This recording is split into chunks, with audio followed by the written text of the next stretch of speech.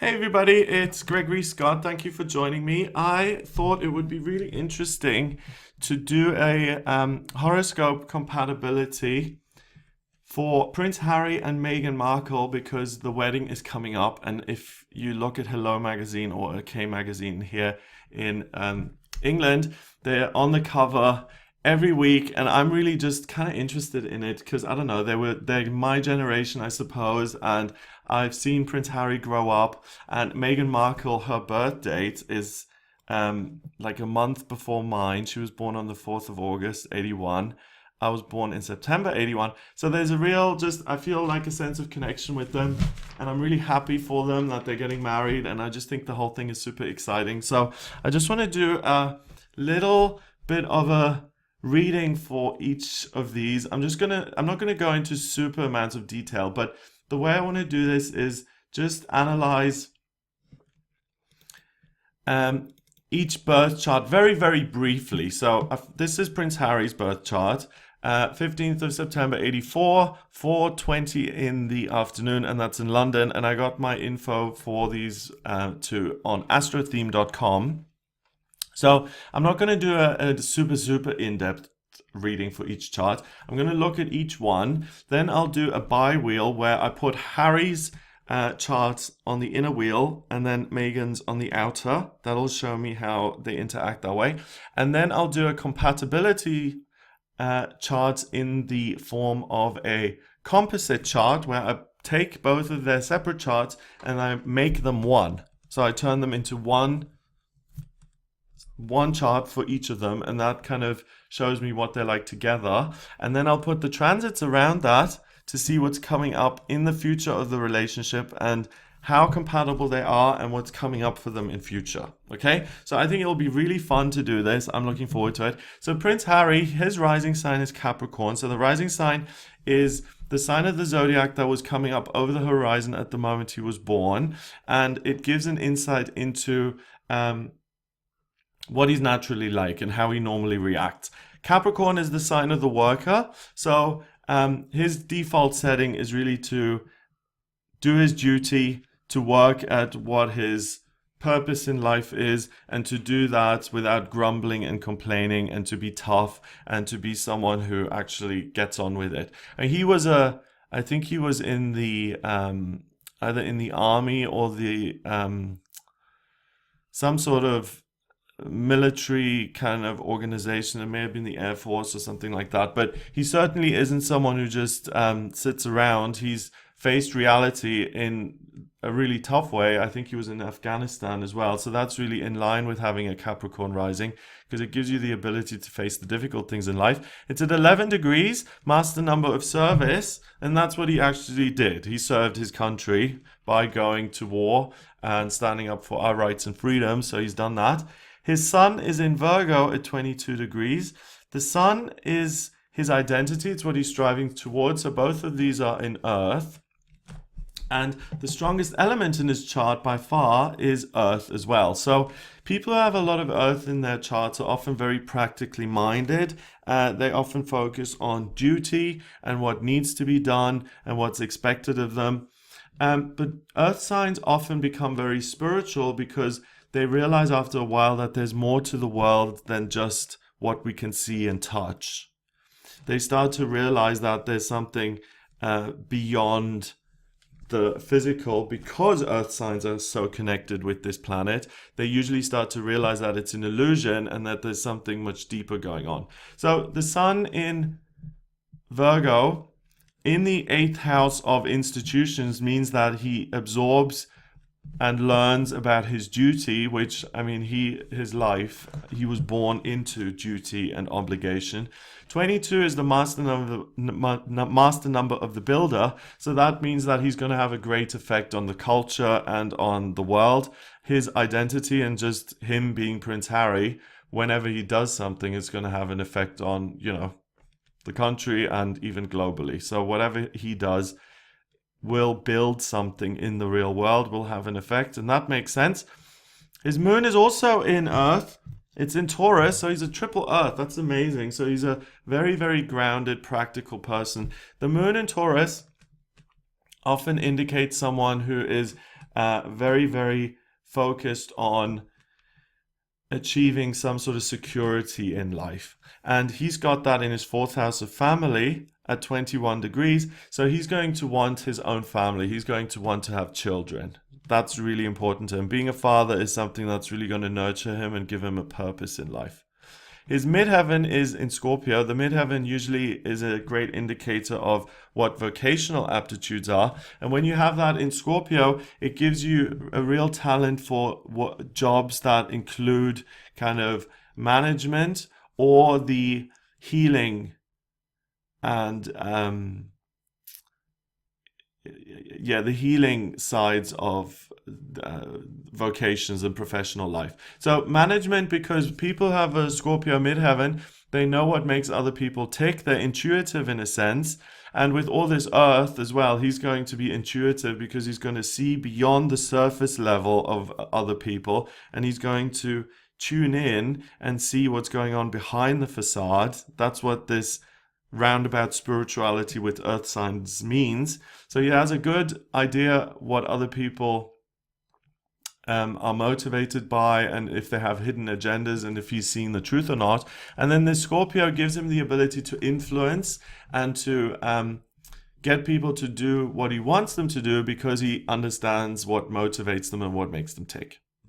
So that allows him to be in a position that he's in and get people to like him, and he knows how to present himself so he can get the public on board, and how to alienate the public. And that's something that he would have worked, that he would have experienced in his life, especially earlier on when he really wasn't into the role so much, when he didn't use his social power to do things like the Invictus Games, when he was shying away from it, and he went into the army or whatever it was, and he went away to Afghanistan because he didn't want to be in the spotlight. So he's now embraced that ability, and he can influence people for the better. And the Invictus Games, I mean, that's an amazing thing that he's done for veterans and things like that. So that's fabulous. So he can affect real change in a practical way. His south node is in Sagittarius at 0 degree in his 10th house. So in his most recent past lifetime, he was actually an explorer and a captain of a ship. So he was someone who was, again, very much a leader of men, someone who was independent, someone who traveled the world, but he wasn't royalty. He was like a self-made man, and he was a captain. He was a merchant, a trader. In this lifetime, what he's looking to do is to find real connection through his family and connection with other people, but really it's meaning in his life by connecting with those who are nearest and dearest to him, and to find something meaningful through love and through connection with others. Chiron is the wounded healer. That's in his 5th house of romantic relationships, his mother, parents, children. So that's the death of Princess Diana there. The impact that had on him would have caused him huge pain, and it opposes Uranus and Mars in his 11th house. So that made him kind of react and want to find his own way in a really strong and profound way. And it would have made him feel abandoned in a sense. And that's why he would have gone overboard with, these are both very male principles in terms of finding his own way in life to compensate for the loss of this loving energy. And that's why it's taken him a little bit longer to find someone to settle down with, because his heart would have shut down for a long time, and he would have gone exploring like he did in a past lifetime. That's what he knows. Be a man, be independent, go sail the 7 seas or whatever, and be someone who doesn't need anybody. And that's the way he would have healed himself through this process. And that's what he went back to, shutting down, being a man, traveling, being unconventional in a sense by being totally and overly independent. Jupiter and Neptune are in his 12th house of spirituality. So this is a guy who's spiritually very resilient and who is able to cope no matter what the pressures are on him. And if you think back to when he had to walk behind that funeral procession when he was, I don't know, 10 years old, you can see that resilience, because that was, I mean, that was tough for a little boy like that to have the world looking at him and to walk behind his mother's coffin. Awful. Neptune also in Sagittarius also gives him great imagination and hope for the future. So this isn't someone who is down in the dumps. He's adventurous. He likes to explore and travel and to do new things. So he's an optimist. Saturn is structure. So his job was always kind of predetermined for him. He didn't have much choice there. Pluto's at 0 degrees in Scorpio. The amount of influence he exercises, that's up to him. He can really have a big effect and influence on the culture if he wants to and if he chooses to. Or he can stay out of the limelight a little bit if he wants to as well. He's got a choice there. Venus is in Libra, so that's his physical appearance. He's attractive. People like him. He's able to fit into the culture and the institution very easily. Mercury in Virgo. Mercury rules Virgo, so he's very teachable. He feels like he has a sense of freedom when he learns, but because it's in the 8th house, it's confined to learning in a way that's appropriate to his position. So he understands that there are things that are expected of him and that he can never really truly be free as long as he's part of this family. And that's something that would have taken sometimes time to come to terms with as well, which he has come to terms with. Then we've got Black Moon Lilith. Black Moon Lilith is where the ego tries to sabotage the person. And in Aries, I think he's had some guilt about his privileged upbringing and the fact that he hasn't made his own way and that he's in the position he's in. He would have been much happier being someone who, you know, is self-employed and has his own business. And being in this family and in this position of power would have been difficult for him to accept for a while. In terms of major aspect patterns, he's got a Yod in the chart, Black Moon Lilith with the North Node in Gemini and Pluto. His position that he's in and needing to find a sense of community, strongly affected by the death of his mother, and the death of his mother and the pain that caused him is going to make him an amazing father, because he's going to have such great understanding and compassion and empathy for the pain of other people, which you can see in the Invictus Games. That's designed for, I think it's injured veterans of wars. So he's got compassion for the underdog, for the person who's been in pain. So he'll have real understanding and compassion for his own children, and he'll be an amazing father. He's got kind of a Grand Cross-ish, which is a little bit squished up, but I wouldn't really count. A mystic rectangle, but one of the sides is missing, so I wouldn't really count that either. And also, for the sake of time, I want to move on to Meghan's chart. So that gives you a bit of a flavor of what Prince Harry's all about. Meghan, her rising sign is Cancer, so her natural default setting is to be a nurturer, to put other people first, and to create opportunities in her own life through nurturing other people. Her sun is in Leo at 11 degrees, and that's what she's striving towards. So she's someone who's going to be an amazing mother, an amazing parent, because of this rising sign in Cancer, because she's naturally someone who can nurture others and take care of them.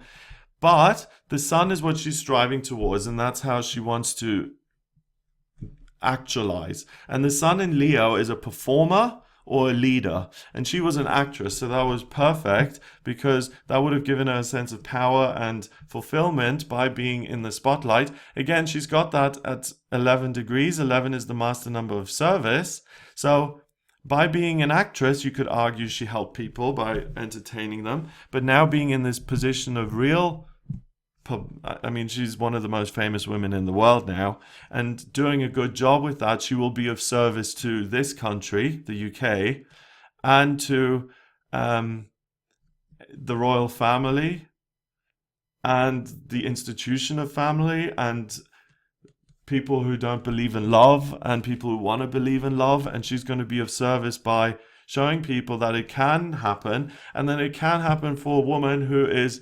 36 and who wants to get married to who's been divorced, and that she can now get married to a prince and have children and really have a fairy tale life. I mean, that is how she is of service to humanity, by telling us that dream your dreams. They're possible. They can come true. Her moon is in Libra, in her third house of communication. So she feels very comfortable coming across in an elegant, beautiful way and communicating in a beautiful way that other people like. So she's photogenic. She's up on the screen. People like looking at her. People like hearing what she has to say. So the moon gives her that ability to be an actress. Also, Venus, the planet of love and beauty, in Virgo, in the third house of communication at 13 degrees. She knows how to market herself and how to present herself in the best light. So she's not going to be an embarrassment to this royal family, which a lot of people have questioned. Is she going to fit in, and is she going to be able to, stick to all the rules and the protocol and that kind of stuff? With a Venus in Virgo, absolutely, she's so teachable. She wants to please. She will be able to follow those rules very easily and do a good job of it. She's got Jupiter and Saturn sitting together. This is something that only happens every 20 years. It's called the Great Conjunction or the Grand Conjunction. It happened in 1961, in 1981, in 2001, 2021. It will happen again. Saturn is structure. Jupiter is good luck and expansion and growth. And when these two come together, they create a person who has a special gift. And it's in Libra, in her third house. So she's got a special gift for putting herself into the spotlight, into the limelight, and coming out of obscurity and really becoming one of the most famous women in the world. And that's where the huge luck factor comes in. So if you were born in one of those years, 1961 or 41 or 81, 2001, you'll have a special knack, a special gift, a special talent for something. It shows up in different people's charts in different ways. Her midheaven is in Aries.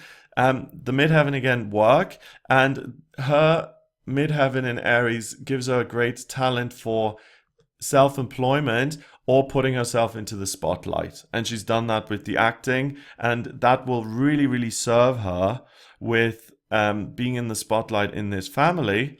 But the only problem here is that sometimes she may want to speak her mind, regardless of what is expected to her. It's at 12 degrees, that becomes 3. 3 is about communication and self-expression. So she'll at times say things that she thinks need to be said.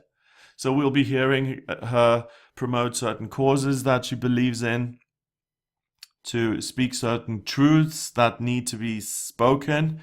Mercury, the communication planet, is also right next to her sun. So part of her identity is that she's someone who is a communicator.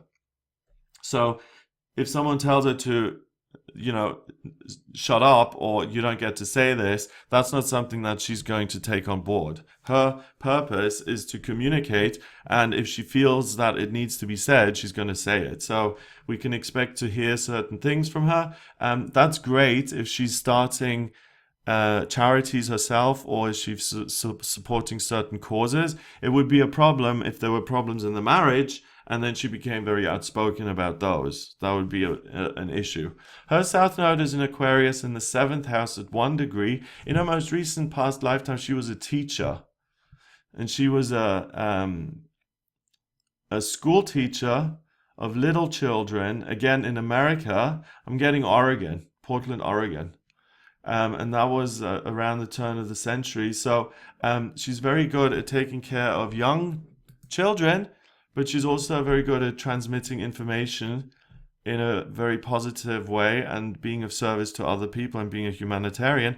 In this lifetime, her purpose is to put herself into the spotlight, into the limelight, and to give her a platform from which to take personal action.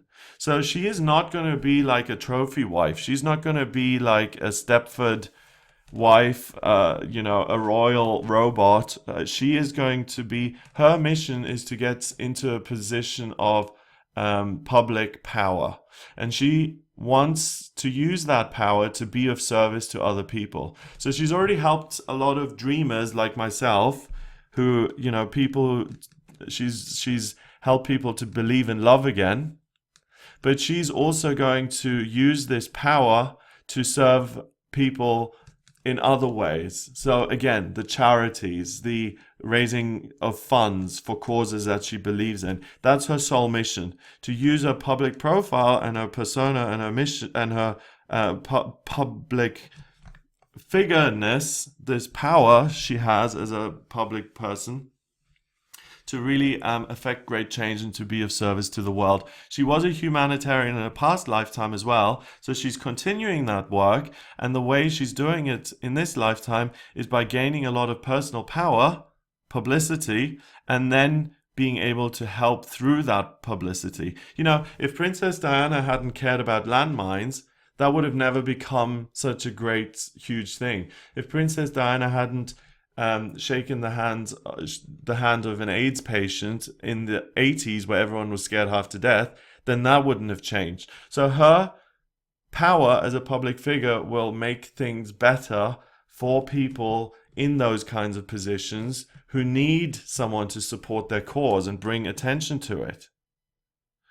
Pluto is in her 4th house, so her family life growing up wasn't super solid. That her parents divorced, that's what you would expect to see here. That gives her doubts whether she's able to maintain a relationship as well. Uranus is in Scorpio, so she has a huge intuitive understanding of other people, and she's a powerful intuitive. She senses what other people need, and she understands when there's discord and unhappiness. Chiron opposes that. Chiron is the wounded healer at 22 degrees. And her big thing is that she puts her own hopes and dreams to the side so that she can make other people happy. So she's got people pleasing as her burden and a bit of a cross to bear, because she is afraid of a relationship breaking up. I think she's divorced. Yes, she is divorced. So she would have tried everything to save that marriage and to make it work. And she puts her own hopes and dreams on the back burner for the sake of someone else. So that's not ideal, obviously, but the position she's in now, it works really, really well, because she has achieved something for herself. She can help others by being a public figure.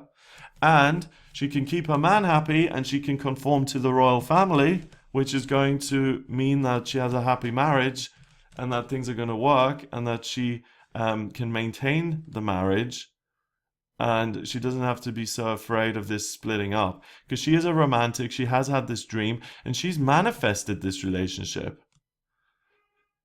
Neptune is the planet of dreams and aspirations. In Sagittarius, it dreams big and far. 22 is the master number of the builder. The 5th house is romantic relationships. And she's manifested this unbelievable fairy tale princess situation that she's found herself in by believing in herself. So that's another way that she shows us that we shouldn't give up on our dreams, and we should dream big and hope big. Because again, a 36-year-old divorcee or whatever in the 1930s with Mrs. Wallace, I think her name was, and the king who abdicated, I think it was King George. No, his name was David, but the guy, the king who abdicated because he was in love with Wallis Simpson. That's it. That's her name. Not Mrs. Wallace. Wallis Simpson. He abdicated. So that wouldn't have been possible. It's possible these days. She's a divorced woman, but at 36, and then having children, all of that, that's something you need to believe in yourself, and that dreams can come true. Because if you looked at it on a practical, just common sense level, you'd say, well, that's not very likely. And she's said, well, it may not be very likely, but I've done it. So take that from her. I think she's a wonderful person just for showing us that dreams can come true and we can achieve things that seem really impossible. Mars is in Cancer in her 12th, so she's really, really driven to take care and nurture other people. So you'll see her doing a lot of charity work, getting behind a lot of causes, really being of service to humanity, and that's her big drive, to nurture people who need help and support. And obviously, Prince Harry's chart, with his understanding and compassion, he'll have an understanding of her need to do that and will support her. And both of them will be a really wonderful force for good. She's also got a yacht in her chart. Combines her Chiron with Pluto and Neptune. So the pain she experienced in her family life growing up and her desire to put herself last for the sake of making someone else happy, combined with this ability to manifest, has put her in the position that she's in. And it's because both of them have a yod, which is also known as the finger of God, in their charts. It seems that this is destined. So let's do a bi-wheel and put Harry's chart on the inside, on the inner wheel, and Meghan Markle's chart on the outer wheel. So this is Harry's on the inside and Meghan's is on the outside. So her Neptune sits on top of his Mars. So she's really, she represents a dream come true for him. So he idolizes and adores her. Also, her the fact that she's different and that she doubts herself, and that despite the self-doubt that she continues to dream big and manifest what she really wants, and that she's sensitive and that she does her own things and that she's unconventional, that's something that attracted him to her, because for him having some aristocratic 28-year-old wouldn't have worked. He wanted something different. Their Plutos are together here. I mean, hers is at 21 degrees. His is at 0, so that's 9-degree difference. So they're still conjunct. So they have a shared sensibility. Her Jupiter is on top of his Venus, so he feels like the luckiest guy in the world.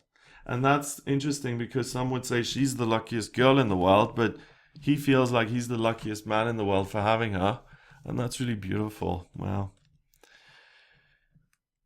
Her Venus sits on top of his Sun. That's not quite conjunct. It was because we've got 7. Well, yes, again, 9 degrees. 9. Spirituality and completion. This was spiritually destined. So, she absolutely adores him. She loves him. She loves his strength. She loves his kind of down-to-earth, grounded, masculine persona. She's going to put a lot of energy into the relationship. So there's that people-pleasing again. She's going to really make this work. Her woundedness is on top of his moon and his pain from his mother dying.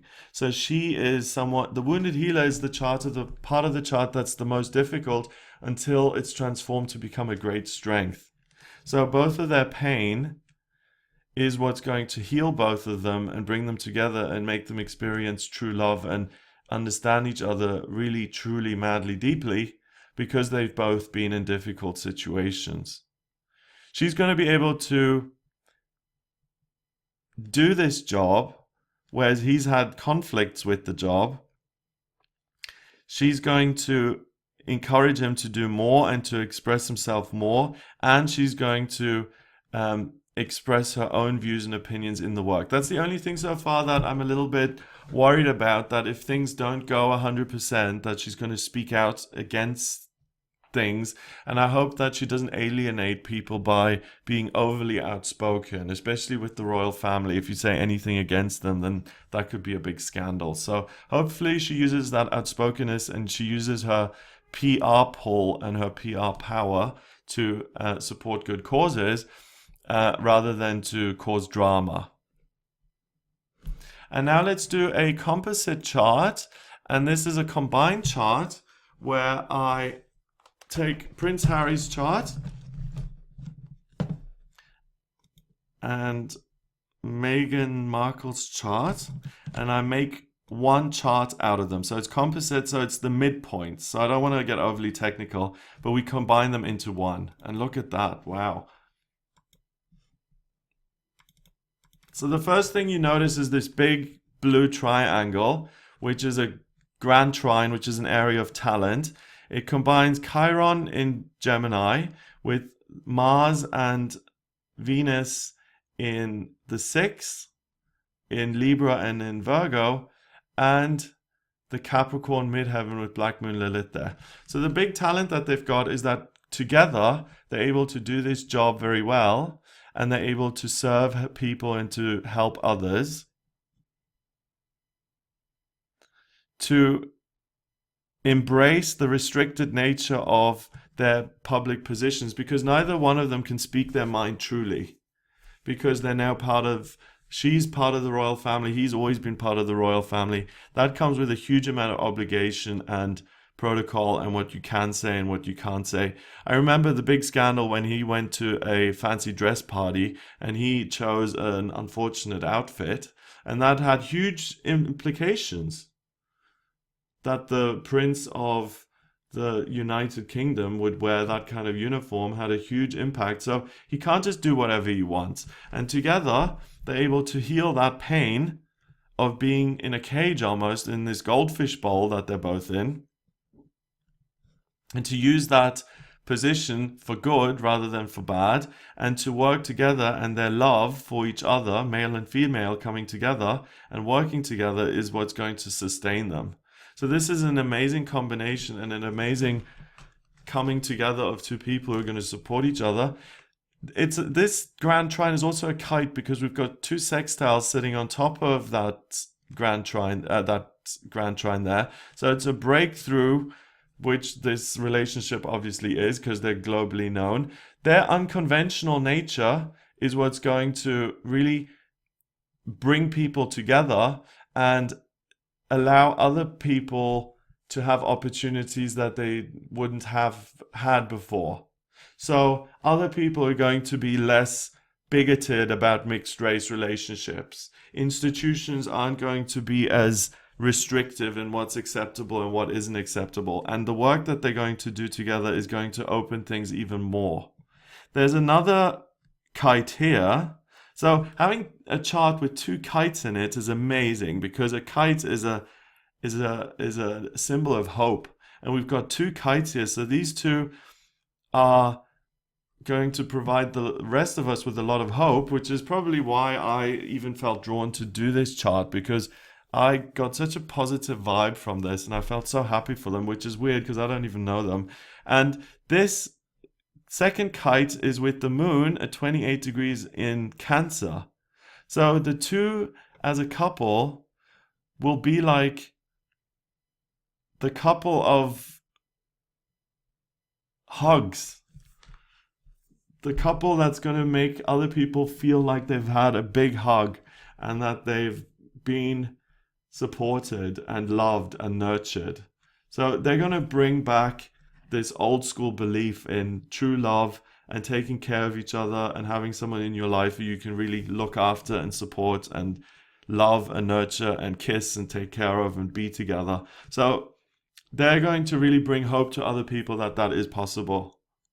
Even at 36, at 31 or whatever, at whatever age, royalty, commoner, divorced, never married, doesn't matter what your circumstances are, these two are going to make you feel hugged in the sense that everything is possible, and they're going to give us that sense of nurture, which is amazing. The sun is in their 5th house of romantic relationships and children, so they truly love each other and they will have children, at least 2 children. They will argue once in a while, but there's major passion in this relationship. When you bring the male and female together, you get new life, so children are a definite.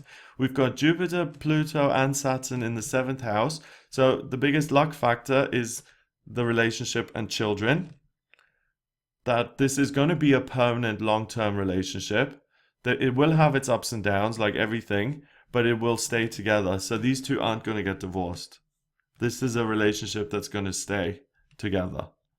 They're going to bring that unconventionalness to conventional situations, make other people think more creatively about their own lives, and really bring a lot of healing to the world. Wow, which is amazing. So great. So the strongest elements are air and earth. They're going to make people think about their own circumstances and their own restrictions that they place on their own lives and make them reevaluate them. And whether they need to feel restricted or whether they can be free. Now, I'm going to take this composite chart and put the transits around them. And the transits are what's going on in the sky at the moment to see what is coming up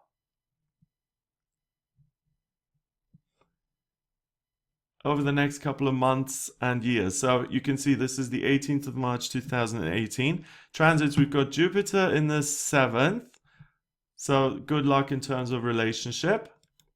And that's been there, as you can see, I'm going backwards now. That's been there since last year, but also it's been hovering around there since 2016. So I don't know when they met exactly, but the good luck has been that they've met. Jupiter moves into the 8th house of institutions in October 2018, but it's hovering around there now. So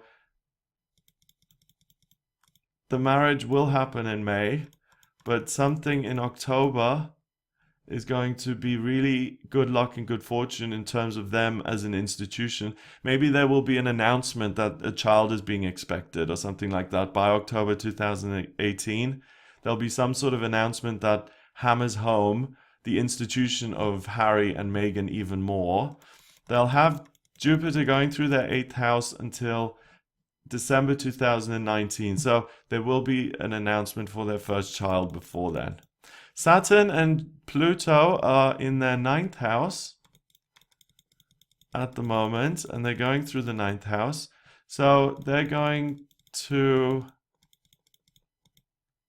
work at their respective jobs, do the public duty things, openings, supporting charities, and the work that they do is going to bring them together as a couple, and it's going to affect real change in the world. So they're going to do a lot of good already here at the beginning of their marriage, but the real work and the real change that they're going to bring is from 2023 onwards, because that's when Pluto is at 0 degrees in Aquarius in the 10th.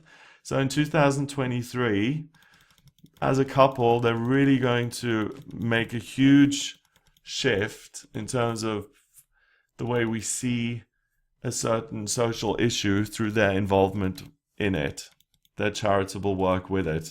She or he or them as a couple, they're going to have that's going to be one of the huge things they're going to be remembered for, one of the huge legacy moments for them.